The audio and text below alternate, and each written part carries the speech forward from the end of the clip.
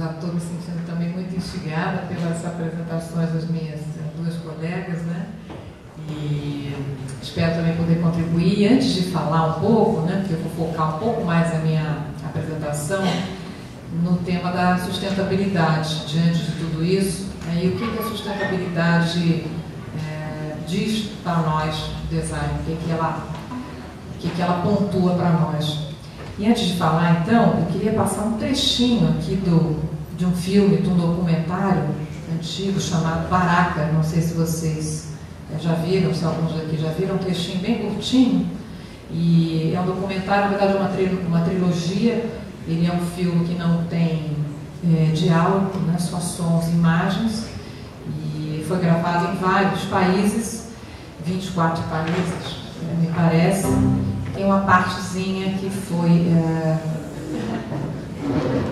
Esqueci, sempre acontece nessas coisas.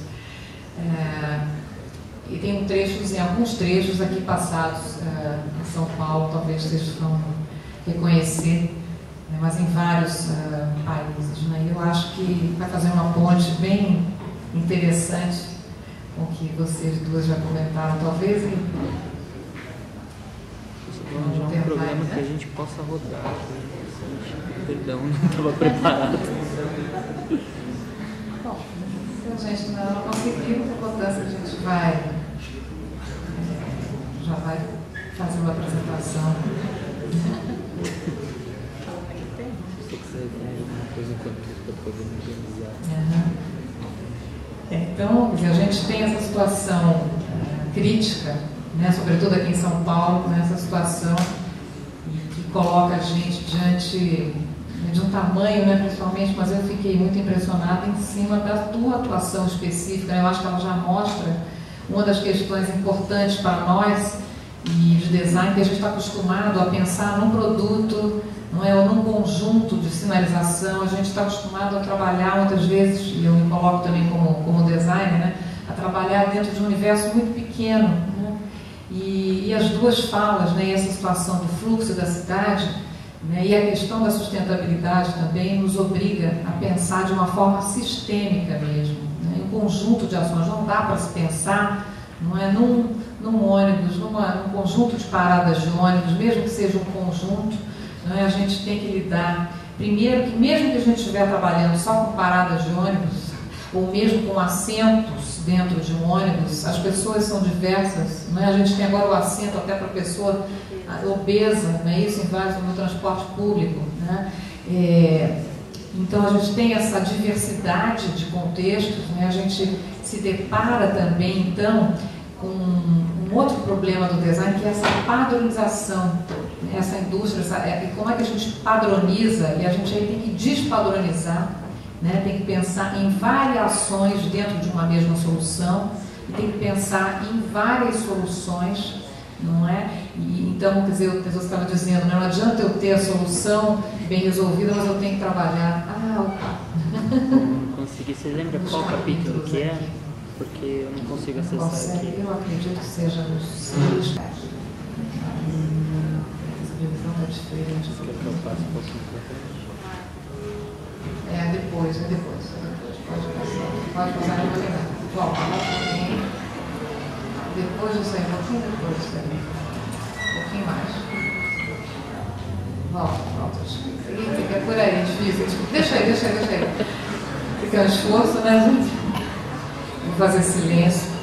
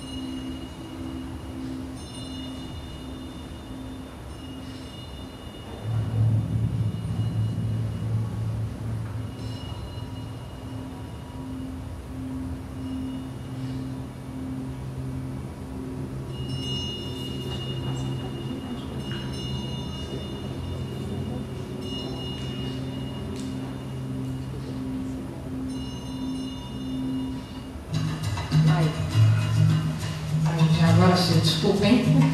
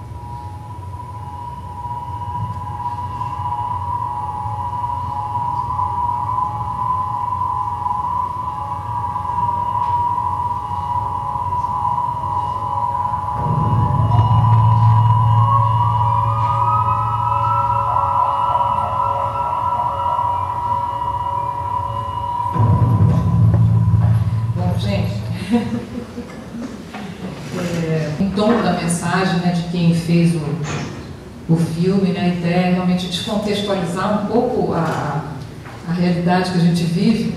Tem uma amiga minha que diz que a gente tem uma doença que chama normose, né, que a gente se acostuma a tudo, né, a gente acha que tudo é normal, né, então precisa alguém mostrar, fazer essas comparações assim, mais fortes para a gente sacudir um pouco dessa normose, né, embora só que a gente não vai conseguir mudar tudo da noite para o dia, mas a gente perceber um pouco que tem algumas coisas que a gente pode e precisa fazer. Mas aqui para o nosso assunto aí da nossa pequenez, né, como é que a gente pode lidar um pouco com esse nosso tema dos fluxos né, dentro de um olhar da sustentabilidade que está envolvida nisso aí. Né? Pode passar, por favor. Né? Então, eu queria trazer antes um pouquinho alguns olhares, né, de 3 autores principais do design e que lidam com a questão, dizer, o que é sustentabilidade do ponto de vista do design, aí, diante dessas questões que a gente está lidando. O primeiro deles é o Victor Papanek, né, que é um dos precursores do chamado ecodesign, do design sustentável. Nesse livro da Green Imperative, ele diz o seguinte: em todos os seres humanos existem necessidades fundamentais por uma ordem compreensível, pela beleza, adequação, simplicidade, previsão, inovação lúdica. Os designers procuram atender a elas com o seu trabalho. Num sentido mais amplo, um designer é um ser humano tentando caminhar na ponte estreita entre a ordem e o caos, liberdade, niilismo, resultados passados e possibilidades futuras. Que possibilidades são essas? Nessa imagenzinha da sinalização, né, da ponte estreita, né? Que ponte estreita é essa que a gente pode construir, né, e caminhar nela?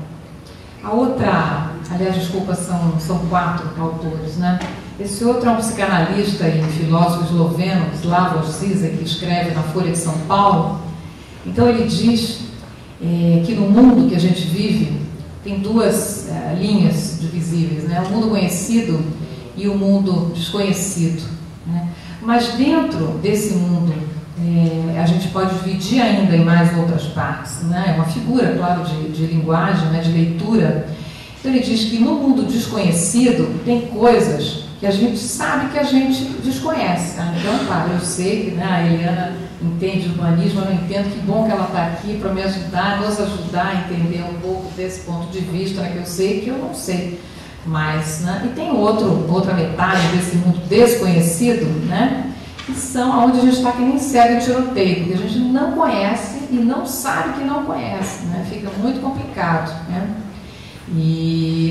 Mas dentro do mundo conhecido também tem essa situação, 2 situações, né? De um lado tem as coisas que a gente sabe que conhece, aqui dentro do design a gente está aprendendo, aqui na faculdade, certas coisas que a gente acha que conhece mais ou menos, né? Já pode se situar um pouco melhor, né? Mas está faltando uma parte, né? Pode dar um cliquezinho, por favor. Que é o desconhecido conhecido. A gente está lá, aquelas coisas estão ali visualmente, a gente fica achando que a gente não conhece, mas a gente não conhece, né? Slavoj Žižek diz que o design é um aparato ideológico. Por quê? Porque a nossa matéria-prima de trabalho justamente é lidar com esse desconhecido conhecido. O que é esse desconhecido conhecido? Os objetos, não é? O mundo material, ele tem mensagens mudas, né? Então, a arquitetura desse prédio que a gente está diz alguma coisa. Eu, antes de dar aula, eu trabalhei na Fiesp 11 anos. Aquela arquitetura de pirâmide diz alguma coisa para a gente, diz muita coisa para a gente, né? Então, quando a gente coloca um ônibus dose dupla, quando a gente coloca certas soluções no metrô, por exemplo, a gente está comunicando também alguma coisa. Claro que muitas vezes a comunicação não é suficiente, mas ela é uma mensagem subliminar. Então, se a gente organiza essa sala de um certo jeito, né, se coloca um microfone aqui na minha mão, vocês já vão ficar calados no ouvido. Se a gente estivesse sentado conversando junto, né, a gente não ia estar talvez dialogando, né? Eu brinco às vezes quando eu dou aula que eu não gosto de ser televisão, né? Que televisão é que só comunica, que a gente quer conversar, né? Quer interagir, porque nesse diálogo a gente aprende muito, todos, né? Todos precisamos aprender também, mas enfim, falando da visão dos lados, o que a gente faz com com esse aparato ideológico que a gente tem na mão, né? E o Manzini, né, que é um outro autor muito importante, né, eu participei de um curso, né, tive essa felicidade, esse privilégio, acho com ele há 2 anos atrás, aqui no Brasil, né, e ele então teve uma das palestras desse curso, ele falou da sustentabilidade, né, como uma mudança sistêmica e um processo de aprendizagem social. Então ele pontuou as mudanças em curso que estão acontecendo no mundo de hoje, né, que a gente já viu de uma certa forma, está vendo, esse movimento da globalização, a urbanização acelerada, a mercantilização da vida, né, tudo é consumo. Por outro lado, a conectividade, a ligação, esse conhecimento difuso que surge na internet, como é que a gente separa o joio do trigo, a informação que é para valer, que, né, séria daquela que é, né, vale tudo, a poluição, as mudanças climáticas, a perda da biodiversidade, né? Então, existe essa demanda pela sustentabilidade. E eu trouxe essa definição. Sustentabilidade é uma palavra tão desgastada, né? Um termo tão desgastado, também desgastado, desenvolvimento sustentável, o que é isso, né? E Manzini, enfim, nessa apresentação, ele usou essa definição da sustentabilidade como essa forma de ser, de estar e fazer, né? Através da qual, graças à qual as pessoas podem viver melhor, consumindo menos e regenerando seus contextos de vida, né? O que é então essa vida melhor, né? Mais desconectada dessa ideia do consumo, né? E regenerar os contextos de vida. O que é isso? Regenerar. O que é projetar para nós alguma coisa que vai regenerar os contextos de vida das pessoas? Pode passar, por favor. E ele diz também que a transição para a sustentabilidade vai ser uma descontinuidade do sistema que a gente vive, né? Preparada por várias mudanças sistêmicas, mas numa escala local.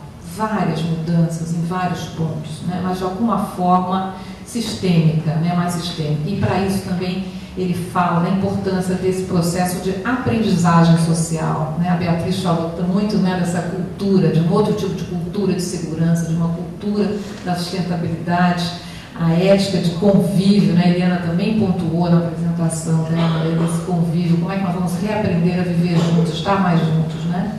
Para isso a gente vai precisar também ser interdisciplinar, trabalhar junto, né? O design é uma outra característica da nossa área, não dá para a gente achar que é dono da verdade e achar que a gente vai fazer isso sozinho, a gente precisa de vários conhecimentos. Pode passar, e então, a definição, tem tantas definições de design, né, mas nessa ideia do Manzini que ele constrói da sustentabilidade, né, ele define o design como uma atividade cujo objetivo é melhorar a qualidade de vida das pessoas por meio da concepção e distribuição de artefatos, né, produtos, mas que sejam significativos. E para isso ele diz que a gente precisa mudar duas coisas importantes. Primeiro, deixar de orientar a nossa prática, a nossa atividade de design para o produto, mas se orientar muito mais importante para os resultados, né? Segundo, deixar de ser deixarmos de ser agentes do consumo para sermos agentes do bem-estar sustentável, que é trabalhar o bem-estar das pessoas. Pode passar, por favor. Então, ao invés de focar em coisas, na materialidade, focar mais nas ações. Então, quer dizer, uma preocupação é o carro, é o ônibus, mas é a mobilidade, é isso que a gente está discutindo, os fluxos, essa mobilidade das pessoas, né? Ter uma visão mais estratégica para pensar sistemicamente, né? Então, propostas estratégicas, né? É o produto ou é o serviço? Como é que a gente integra o produto à prestação do serviço? É o carro ou é o ônibus, né? É o transporte ativo ou é o transporte passivo, né, com energia, né? O que tipo de energia? É a bicicleta ou é o táxi? É o individual ou é o coletivo? Como é que a gente articula? É o táxi ou é o ônibus? Como é que a gente articula essas estratégias? O quanto eu uso um, o quanto eu uso o outro, em que situações, né? E aí também, claro, articular parcerias, definir componentes e sistemas, né? Pensar em conjuntos de soluções. É muito importante, antes de criar, a gente ter esse processo de planejamento, de ponderar os objetivos, né? De trabalhar a variedade também, né? A variedade, essa ideia de não ter uma solução única, uma única fonte. A gente, quando fala de sustentabilidade, fala de matrizes de fontes de energia, né? Matrizes de solução para o transporte, né? Matrizes até de soluções também de materiais, né? Então a gente deixa de se focar numa única solução, né? Então é uma variedade, uma diversidade. Outra diretriz importante, a gente aproveitar aquilo que já existe, não ficar toda hora substituindo, trocando, né? Colocando uma coisa nova, né? Reduzir a necessidade pelo novo. Pode passar. A qualidade, pensar muito na qualidade do contexto das pessoas, né? Um dos aspectos assim, que eu considero chave quando a gente fala de fluxo e a gente fala de transporte, a gente fala do público. Porém, nessa nossa sociedade de consumo, as coisas só têm valor, só têm sentido quando a gente se apropria delas. Então, a gente perdeu na nossa sociedade o sentido do que é público, do que é o bem comum. Então, as pessoas, o metrô não é entendido como alguma coisa que é nossa. E se a gente não trabalhar de alguma maneira essa valorização, essa qualidade desse contexto, essa percepção, né, também se fala de, acho que não é o assunto para a gente também aprofundar aqui nesse momento, mas a pichação e tal, mas as pessoas têm uma necessidade de se manifestar porque não se sentem também pertencentes, né? Então, como é que a gente cria e trabalha o design, não é, esse sentido do bem comum, né? A ideia também da ecologia do tempo, né? A gente viu nesse filme, né, essa pressão, essa velocidade, a gente falou, né, como é que a gente repensa esse tempo das pessoas, essa fruição, né, esse prazer da gente poder ter tempo, né? Também o acesso à infraestrutura, né? Trabalhar esse acesso, não só no sentido de acessibilidade para todos, mas que é isso também, né? E aí, então, como é que a gente disciplina essa possibilidade, como é que a gente organiza esse acesso, né? E também esse convívio, né? Como é que a gente tem uma overdose de um convívio, mas é um convívio alucinado, mas como é que a gente trabalha essa qualidade, essa possibilidade de aproximar? Porque também a gente viu, na verdade as pessoas estão ali, nesse fluxo, nessa circulação, mas é uma solidão, né? Aquelas imagens de pessoas ali paradas, esperando, não existe essa solidão, né? Então, de que maneira que seria possível aproximar um pouco as pessoas, uma outra possibilidade de convívio, né? Então, quer dizer, como é que a gente poderia, né, como é que se fala de compartilhar ferramentas, compartilhar equipamentos, né, eventualmente reduzir a demanda por produtos individuais, a propriedade individual, né? É difícil ter uma cultura da segurança, da liberdade aí, né, mas tem, por outro lado, esse convívio. Pode passar. Outro aspecto importante é se trabalhar essa inteligência do sistema, a gente ter a percepção do todo, ter essa informação, das pessoas também entenderem como é que funciona, né? Ter a gestão, né? A Beatriz falou muito da gestão, mas também o design, pensar do ponto de vista da gestão do design, como é que a gente planeja, organiza, monitora, não é, avalia as coisas, né? E aprende com essas experiências, aprende com os erros, né? E outro ponto chave é a participação das pessoas, né? A gente também é um pouco autoritário com o design, tem uma cultura muito autoritária, né? de fazer as coisas, de construir, mas, né, a gente fala de tolerância, de convívio, de diversidade, né? De diferentes usuários, diferentes pessoas. Como é que a gente, né, é um processo, a gente falar de sustentabilidade, o design é um processo coletivo. Como é que a gente inclui, não é, essa participação das pessoas no processo de criação, né? A ideia das redes, né? Uma infraestrutura mais inteligente, tá? A ideia da renovação também. Pode passar. E a última, né, o último autor é o John Takara. Estou muito estourada aqui no meu tempo, com o filme aqui. Então, o John Takara tem um livro, né, que chama Plano B, um livro que foi traduzido recentemente aqui no Brasil, né, o Design e as Alternativas Viáveis em um Mundo Complexo. Então, ele diz, né, que reprojetar o espaço dos fluxos é uma atividade contínua, não é colocar um ônibus, coloquei uma bicicleta, uma parada, né? Eu acho que a apresentação da Beatriz mostrou muito isso, né? Constantemente eu estou revendo alguma coisa que é contínua mesmo, né? Todo dia tem uma situação nova, uma dinâmica, e agora teve a história dos tretados, então é pensar continuamente, né? Focar no funcionamento das coisas, né? Como é que elas vão funcionar, acompanhar esse funcionamento, né? E essa mudança na relação de quem faz, de quem utiliza, como é que eu, né, articulo melhor esse conhecimento, né, nesse processo de fluxos, né? E o John Takara fala de quadros de referência para o design também, né?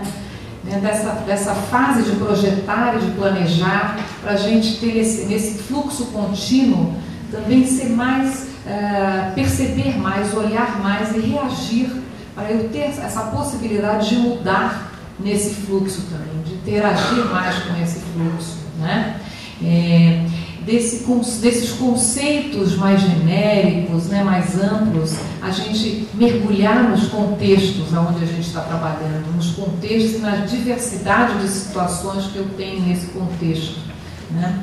A gente passar desse design que é mais de cima para baixo, pensar nos efeitos periféricos, nos efeitos da nossa prática, né, projetual, né, dessa alta tecnologia para a situação social, as situações sociais que estão permeando, principalmente nessa situação, né, que a gente está aqui, que é o nosso tema de hoje, né?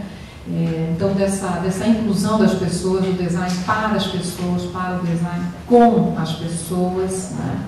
E desse design como alguma coisa que ela é útil. Não necessariamente eu vou fazer um novo produto, eu vou redesenhar um novo produto, né? Mas o que eu estou fazendo muitas vezes que pode ser uma coisa que vai ajudar as pessoas, a utilidade, né? Então, vou passar um pouquinho mais para frente para mostrar um pouco como é que poderia ser alguma coisa ligada, alguns caminhos, né?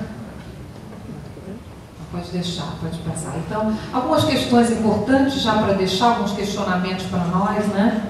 Primeiro, pensar nessas pessoas que a gente vai estar trabalhando, na diversidade das pessoas que estão envolvidas nesses fluxos, nesses deslocamentos, né, nesse transporte, aonde estão, para onde vão, quando, para que elas estão se deslocando, o que elas levam, o que elas transportam, quais são as necessidades, as expectativas, as emoções dessas pessoas, né, as limitações que elas têm.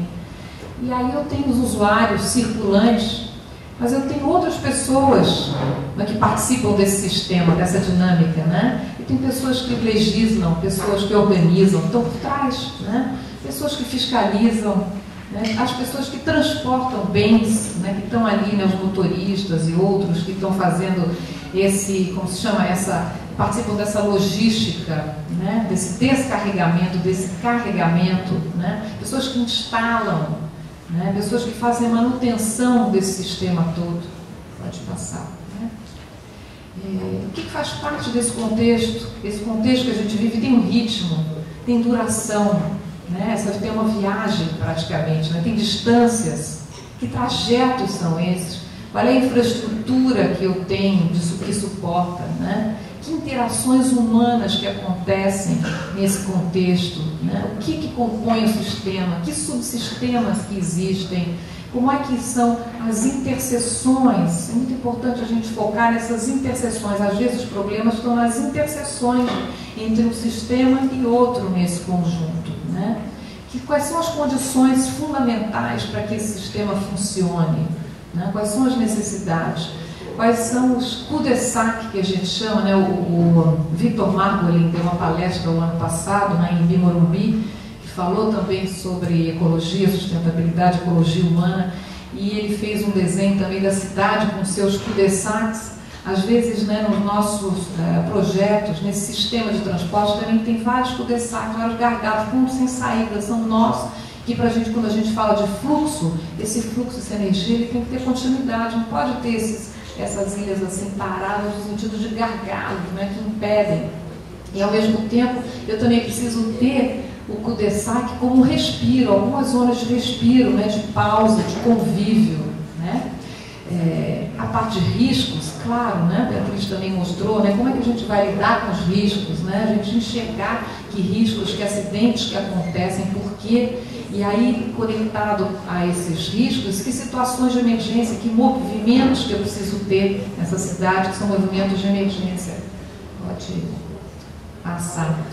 E aí me lembro né, dessa Rádio Cidadã, né, que acho que é uma solução interessante, não é que eu mesmo me deparei com essa situação mais recentemente, no primeiro semestre, né, e essa rádio virou minha parceira,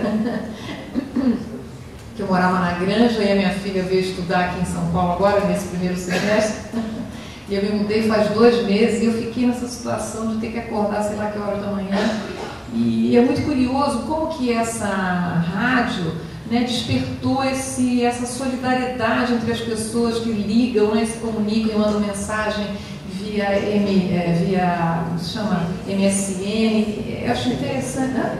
SMS, enfim. A ideia da conectividade da rede e desse serviço e como que conecta as pessoas, né? Como que criou esse sentimento de solidariedade, né? A gente faz aqui, faz ali, né? Então, pessoas que ligam, tudo, né? A ideia desses elos que eu comentei, desses elos dos sistemas, né?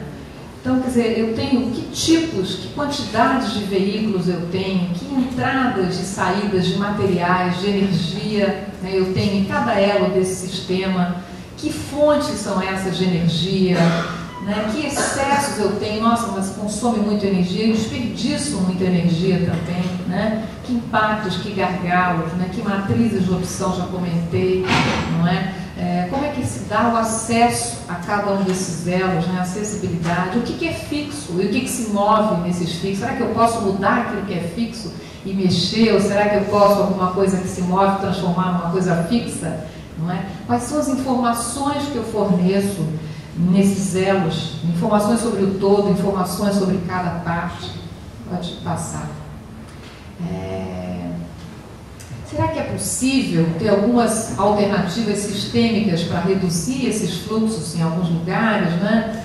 Então, eu vejo, né, que existem as redes de compras coletivas, né, o movimento do slow food, né? Eu tenho car sharing em alguns lugares, tem vários sites em outros países, né? Como é que eu trabalho esse transporte multimodal, né?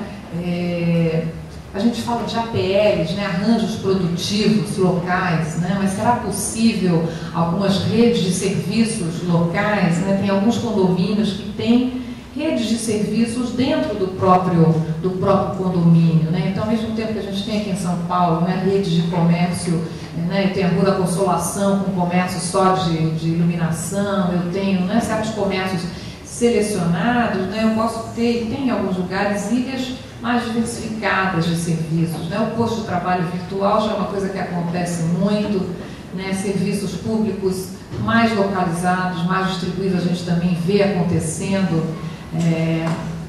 Uma questão que me incomoda muito, eu trabalhei muitos anos na FEEMA, no Rio de Janeiro, antes de morar aqui em São Paulo, eu sou carioca, né? Mas já estou há mais de 20 anos aqui, mas essa experiência é muito marcante para mim. Na Vega Sopave, aqui em São Paulo, que faz a coleta de lixo. E sempre me inquietou muito por que um município não pode dar conta do seu próprio lixo. Que situação é essa que a gente criou, que a gente tem que colocar na casa do vizinho o nosso lixo, né? Porque o aterro, a maioria do lixo de São Paulo, vai para o aterro Bandeirantes, não é? Que está fora do município de São Paulo, né? Eu entendo, a gente tem, essa cidade cresceu de um tal jeito que eu não tenho áreas possíveis aonde eu possa dar conta desse lixo, né? Quer dizer, do ponto de vista da sustentabilidade, eu jogar o meu lixo na casa do vizinho é uma coisa que...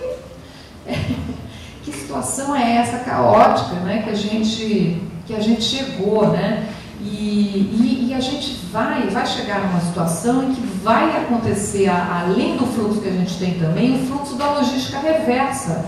A logística reversa, porque as empresas vão ter que trazer de volta, recolher de volta o seu lixo, né? E como é que então vai acontecer esse tratamento do lixo descentralizado, ou esse reaproveitamento descentralizado, né? Esse transporte compartilhado que eu já falei, pode passar, eu estou terminando.